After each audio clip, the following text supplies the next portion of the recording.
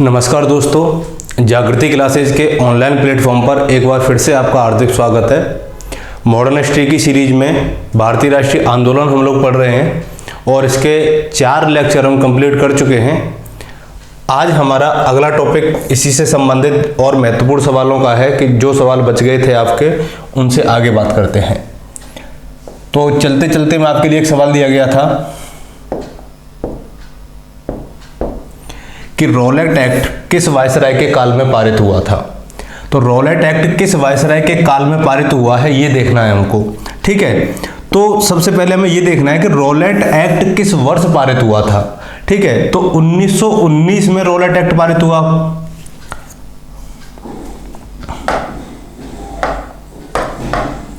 कब पारित हुआ? 1919 में।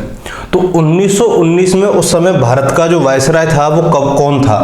तो option A Lord Reading, option B Lord Chelmsford, option C Lord Minto और ऑप्शन डी लॉर्ड हॉर्डिंग। अब हमें इनमें से बताना है कि किस वायसराय के काल में रॉलेट एक्ट को पारित किया गया था। तो हमारा जो राइट आंसर होगा दोस्तों वो सही होगा हमारा लॉर्ड चैम्सफोर्ड। क्यों? क्योंकि लॉर्ड चैम्सफोर्ड जो भारत के वायसराय रहे थे वो 1916 से लेकर के, कब से? 1916 से लेकर के 1921 तक इनका कार्यकाल था और 5 साल ये क्या रहे? भारत के वायसराय रहे। ये सवाल तो केवल रॉलेट एक्ट का पूछा गया है आपसे। यहाँ हो सकता है आपसे ये पूछ लिया जाता कि खिलाफत आंदोलन जब भारत में हुआ उस समय भारत का वायसराय कौन था, या जलियांवाला बाग हत्याकांड जब हुआ उस समय भारत का वायसराय कौन था। ठीक है, असहयोग आंदोलन का प्रारंभ किस वायसराय के काल में हुआ, ये भी पूछा जा सकता था। तो दूसरी चीज ये भी पूछा जा सकता है कि द्वितीय विश्व युद्ध का समापन किस वायसराय के काल में हुआ। तो बहुत सारे प्रश्न यहां से बन सकते हैं।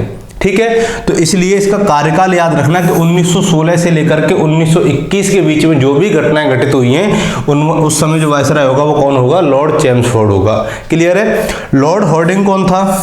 ये वही लॉर्ड हॉर्डिंग है जिनके काल में दिल्ली दरबार का आयोजन किया गया था और इन्हीं के ऊपर दिल्ली में चांदनी चौक में बम फेंका गया था और इन्हीं के समय पर भारत की राजधानी परिवर्तित करके कलकत्ता से कहां लाई गई थी? दिल्ली लाई गई थी। और इन्हीं के शासनकाल में क्या हुआ था कि बंगाल का विभाजन रद्द किया गया था 1911 में।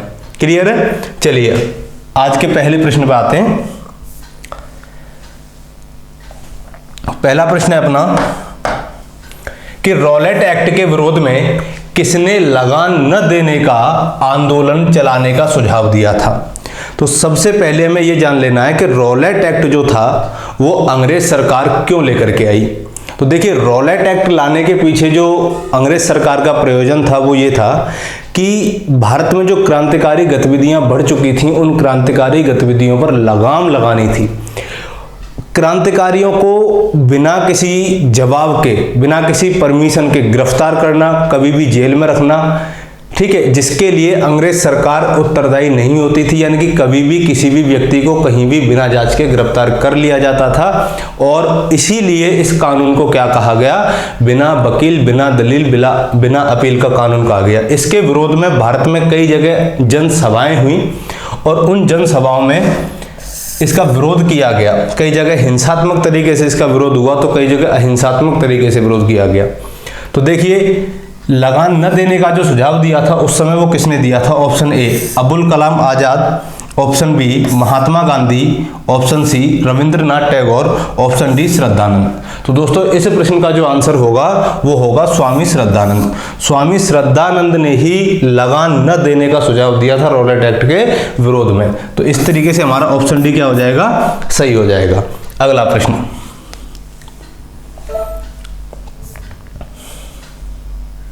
अगला प्रश्न है कि कौन सी महत्वपूर्ण घटना जलियांवाला बाग के तुरंत पूर्व घटी थी। अगर आपको यह मालूम है कि जलियांवाला बाग हत्याकांड कब हुआ था तो हमें थोड़ी सी आसानी हो जाएगी इस प्रश्न को करने में।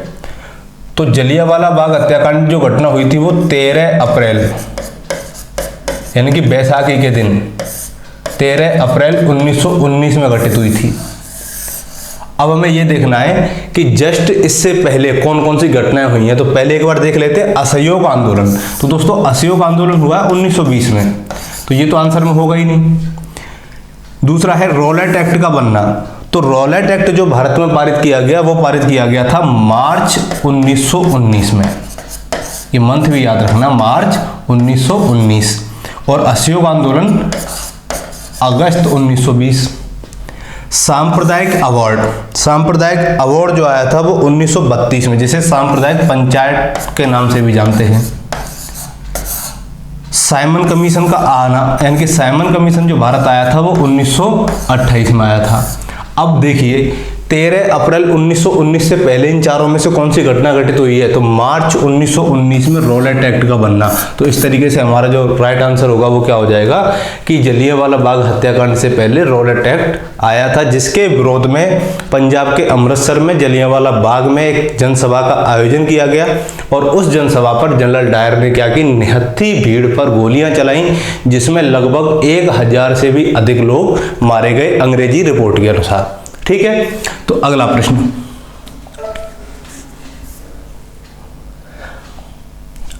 है कि अमृतसर के जलियांवाला बाग में लोगों के एकत्रित होने का कारण क्या था?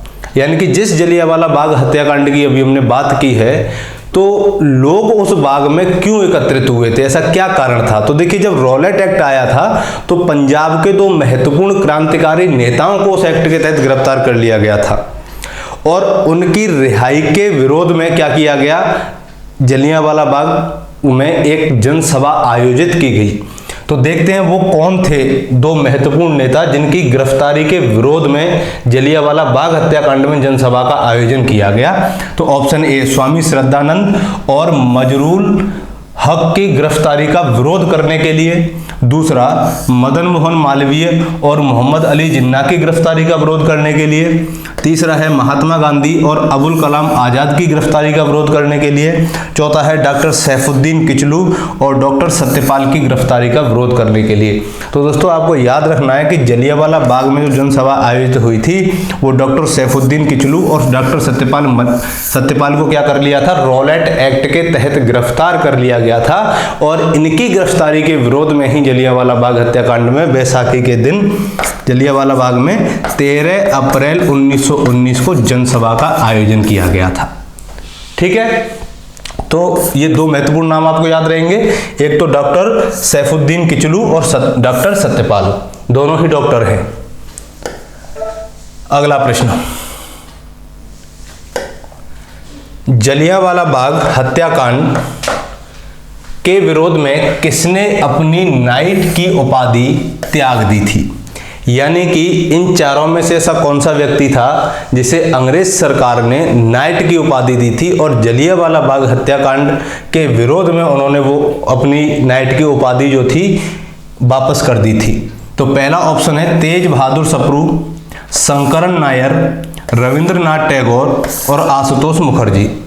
अब हमें इनमें से बताना है कि ऐसा कौन सा व्यक्ति था जिसने जलियांवाला बाग हत्याकांड के विरोध में अपनी नाइटहुड या नाइट की या सर की उपाधि वापस कर दी थी। ठीक है, तो रविंद्रनाथ टैगोर थे। रविंद्रनाथ टैगोर ने ही अपनी नाइट की उपाधि क्या की थी, इस समय वापस कर दी थी। कुछ पुस्तकों में ये भी बताते हैं कि जलियांवाला बाग हत्याकांड के विरोध में ही महात्मा गांधी ने अपनी केसरे हिंद की उपाधि वापस कर दी थी, लेकिन वो कथन सही है।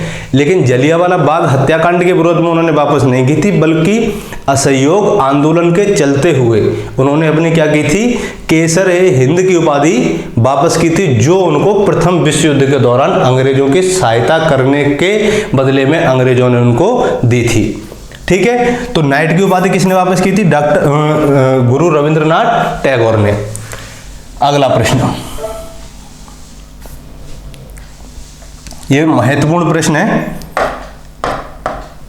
जलियांवाला बाग हत्याकांड के विरोध में वायसराय की कार्यकारिणी परिषद की सदस्यता से किसने इस्तीफा दे दिया था? यानी कि एक प्रश्न तो ये देख लिया कि इस हत्याकांड के विरोध में अपनी उपाधि रविंद्रनाथ टैगोर ने वापस की। दूसरा है कि एक सदस्य इनमें से जो वायसराय की कार्यकारिणी परिषद का सदस्य था उसने अपने पद से इस्तीफा दे दिया था। Option A Madan Mohan Malviya, option B Sankaran Nair, option C Rabindranath Tagore और ऑप्शन डी आशुतोष मुखर्जी। तो दोस्तों एक व्यक्ति थे शंकरन नायर, उस समय वायसराय की कार्यकारिणी परिषद में कौन थे, सदस्य थे, और उस समय जो वायसराय थे वो लॉर्ड चेम्सफोर्ड थे। तो जब जलियांवाला बाग हत्याकांड हुआ उसके विरोध में उन्होंने कार्यकारी परिषद से क्या कर दिया, इस्तीफा दे दिया। क्लियर है। तो एक तो ये नाम आपको याद रखना है, और एक गुरु रविंद्रनाथ टैगोर, इन दोनों ने, एक ने इस्तीफा दिया और एक ने अपनी उपाधि वापस की थी। ठीक है। अगला प्रश्न, अगला प्रश्न है हंटर आयोग की नियुक्ति की गई थी। हंटर आयोग, अब देखिए हंटर आयोग है क्या, क्यों आया, क्यों इसकी नियुक्ति की गई। पहला, काली कोठरी की घटना के बाद, जलियांवाला बाग हत्याकांड के बाद, या 1857 के विद्रोह के बाद, या बंगाल के विभाजन के बाद। हंटर आयोग की नियुक्ति की थी रॉलेट एक्ट में। जब लोग अमृतसर के जलियांवाला बाग में शामिल हुए थे तो जनरल डायर ने वहां निहत्थी भीड़ पर क्या चलाई, गोलियां चलाई थी। तो उस समय एक सरकार ने कमेटी गठित की थी जिसे हंटर कमेटी या हंटर कमीशन के नाम से जाना जाता है। इस हंटर कमीशन को उस हुए पंजाब में हुए नरसंहार के ऊपर क्या देनी थी, अपनी रिपोर्ट सरकार को सौंपनी थी। मामला हुआ आपका अप्रैल 1919 में, और इसने अपनी रिपोर्ट सौंपी मार्च 1920 में, लगभग एक साल बाद।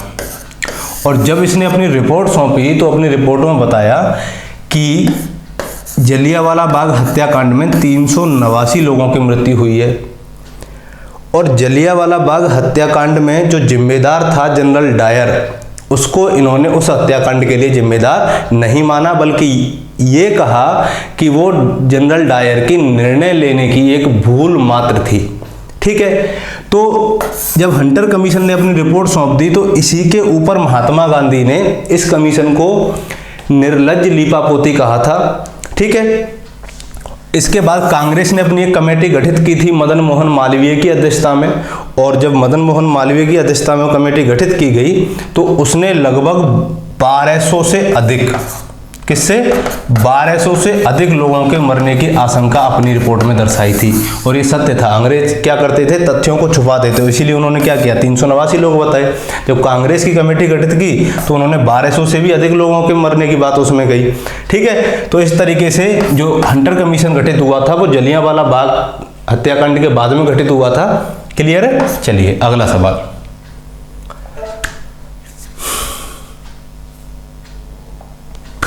जलियांवाला बाग हत्याकांड के लिए जिम्मेदार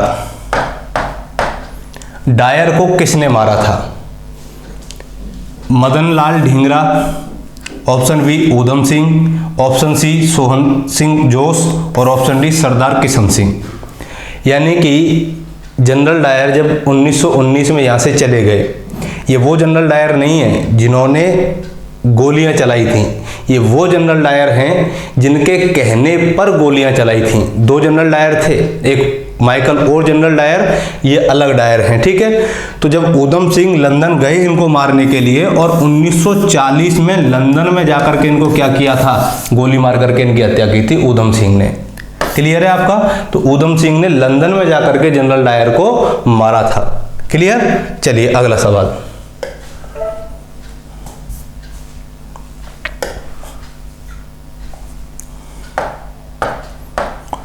जलियांवाला बाग नरसंहार पर कांग्रेस द्वारा गठित जांच समिति की अध्यक्षता किसने की थी। एक तो हंटर कमीशन हो गया, और ये कांग्रेस के द्वारा जो समिति गठित की गई थी इसके अध्यक्ष कौन थे। ऑप्शन ए जवाहरलाल नेहरू, महात्मा गांधी, चित्तरंजन दास या मदन मोहन मालवीय। तो मैंने अभी आपको बताया था कि कांग्रेस ने जो कमेटी गठित की थी वो मदन मोहन मालवीय की अध्यक्षता में गठित की थी, और मदन मोहन मालवीय की अध्यक्षता में गठित समिति ने ही अपनी बाद में रिपोर्ट सौंपी जिसमें 1200 से भी अधिक लोगों के मरने की आशंका इन्होंने अपनी रिपोर्ट में जताई थी। क्लियर है। तो हंटर कमीशन के विरोध में भी बोल सकते हैं, सवाल ऐसे भी बन सकता था कि हंटर कमीशन के विरोध में कांग्रेस ने जलियांवाला बाग हत्याकांड के लिए किस समिति का गठन किया था, या किसकी अध्यक्षता में समिति का गठन किया था। तो मदन मोहन मालवीय की अध्यक्षता में गठन किया था। अगला सवाल,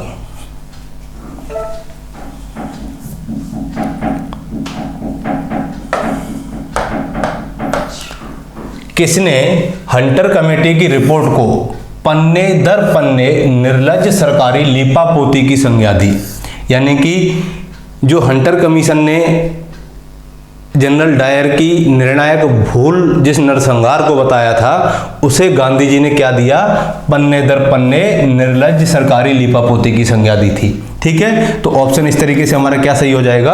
महात्मा गांधी। तो महात्मा गांधी ने हंटर कमीशन की रिपोर्ट को पन्ने दर पन्ने निर्लज्ज लीपापोती की संज्ञा दी थी या मनगढ़ंत कहानी की संज्ञा दी थी। ये शब्द याद रखना कि पन्ने दर पन्ने, ये गांधी जी का ही कथन है कि पन्ने दर पन्ने निर्लज्ज सरकारी लीपापोती की संज्ञा हंटर कमीशन की रिपोर्ट को किसने दिया था? महात्मा गांधी ने दिया था। ठीक है, ठीक है सब, आगे बढ़े।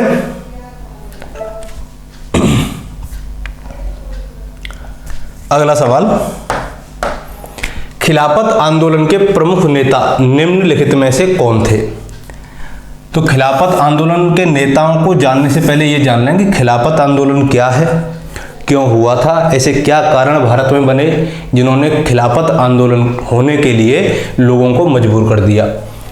तो देखिए, प्रथम विश्व युद्ध के दौरान, यानी कि प्रथम विश्व युद्ध की घटना हुई थी 1914 से लेकर के 1918 तक। और प्रथम विश्व युद्ध के दौरान क्या हुआ कि तुर्की जो था, तुर्की मित्र राष्ट्रों के विरोध में क्या कर रहा था? युद्ध कर रहा था। लेकिन बाद में द्वितीय विश्व युद्ध में, जब द्वितीय विश्व युद्ध की समाप्ति हुई, उस समय तुर्की के खलीफा के साथ में अंग्रेजों ने संधि की, जिसे सेवर्स की संधि कहा जाता है। क्या कहा जाता है? सेवर्स की संधि कहा जाता है। और सेवर्स की संधि के तहत तुर्की का विभाजन कर दिया गया। क्या कर दिया गया? तुर्की का विभाजन कर दिया गया और खलीफा के पद को समाप्त कर दिया। और उस समय पूरी दुनिया में जितने भी मुसलमान थे, वो सब तुर्की के सम्राट को या सुल्तान को अपना खलीफा या धर्मगुरु मानते थे। तो उन्होंने खलीफा के अपमान को अपना अपमान समझा और इस तरीके से अलग अलग जगह पर लोगों ने अंग्रेजों का विरोध किया। ठीक है, तो खिलाफत आंदोलन को चलाने वाले जो दो मुख्य व्यक्ति थे वो अली बंधु के नाम से जाने जाते हैं, जिनका नाम था मौलाना मोहम्मद अली और शौकत अली। क्लियर है? तो इस प्रकार इस प्रश्न का जो आंसर होगा वो क्या होगा कि खिलाफत आंदोलन के दो प्रमुख नेता अली बंधु कहा जाता है जिनको, एक का नाम मोहम्मद अली था, दूसरे का नाम शौकत अली था। क्लियर है? महात्मा गांधी ने बाद में खिलाफत कमेटी की अध्यक्षता की थी और वो भी इस आंदोलन में शामिल हो गए थे। महात्मा गांधी ने अपनी दूरदर्शिता का परिचय देते हुए कहा था कि खिलाफत आंदोलन ही एक ऐसा आंदोलन है जो भारत में हिंदू मुस्लिम एकता का प्रमुख सूत्रधार साबित हो सकता है। और ऐसा हुआ भी, जो आने वाले 100 सालों में भी कभी ऐसी एकता किसी भी आंदोलन में आज तक नहीं देखी गई जो कि खिलाफत आंदोलन में हिंदू मुस्लिमों में देखी गई थी। और गांधी जी के खिलाफत आंदोलन में शामिल होने को मोहम्मद अली जिन्ना ने उनका विरोध किया था कि गांधी जी इस आंदोलन में शामिल हो रहे हैं, वो सिर्फ अपने राजनीतिक दांव पेच के लिए शामिल हो रहे हैं। उनकी बुराई की थी मोहम्मद अली जिन्ना ने। ठीक है, तो मौलाना मोहम्मद अली और शौकत अली, तो खिलाफत आंदोलन कब हुआ था? 1919 में हुआ था। किसके विरोध में हुआ? तुर्की के सुल्तान के अपमान के विरोध में। अगला सवाल,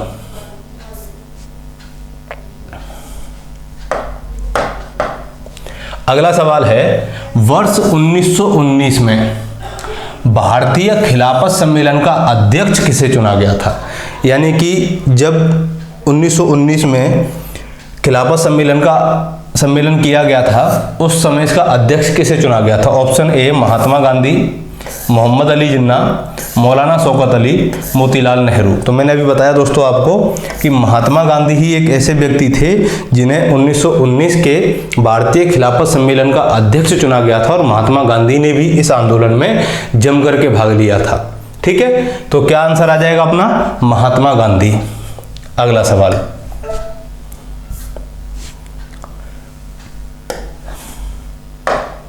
ये चलिए, किसने खिलाफत आंदोलन को हिंदुओं और मुसलमानों के एकत्र के ऐसे अवसर के रूप में देखा जो 100 वर्षों में भी पुनः प्रस्तुत नहीं होगा। यानी कि हिंदुओं और मुसलमानों की एकत्र के एक ऐसे अवसर के रूप में देखा जो 100 वर्षों में भी पुनः प्रस्तुत नहीं होगा। तो ऑप्शन ए अली बंधु, अबुल कलाम आजाद, महात्मा गांधी, खान अब्दुल गफ्फार खान। तो दोस्तों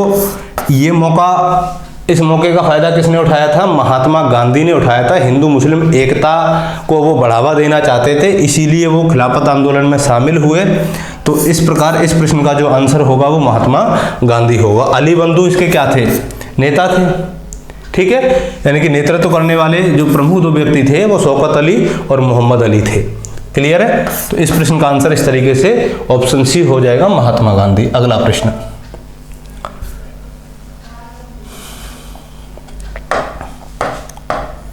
अगला प्रश्न है, निम्नलिखित में से किसने महात्मा गांधी की खिलाफत आंदोलन में भागीदारी की भर्त्सना की थी या बुराई की थी? Option A Mohammad Ali, option B Shaukat Ali, option C Abul Kalam Azad और ऑप्शन डी मोहम्मद अली जिन्ना।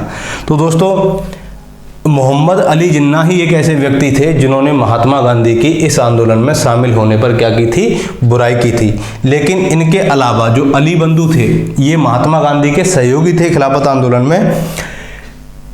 अली बंधु हो गए जिसमें शौकत अली भी थे, मोहम्मद अली, अबुल कलाम आजाद, एक नाम और आता है आपका हसरत मोहानी। ठीक है, एक नाम आता है हकीम अजमल खान।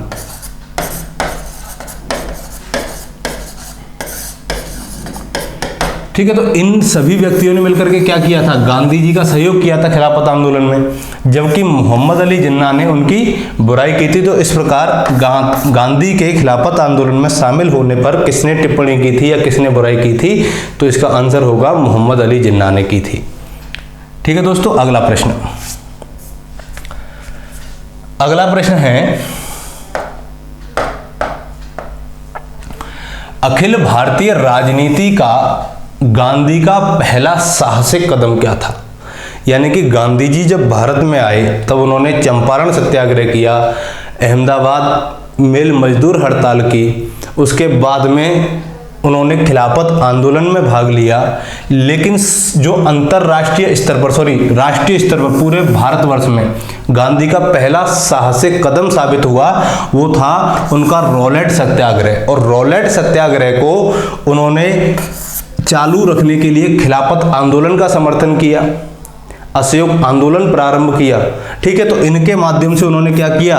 रॉलेट सत्याग्रह को बनाए रखा था। तो इस तरीके से रॉलेट सत्याग्रह गांधी जी का पहला ऐसा साहसिक कदम था जो अखिल भारतीय राजनीति में चर्चा का विषय बना था, या जिसने अखिल भारतीय राजनीति की दिशा को परिवर्तित कर दिया था।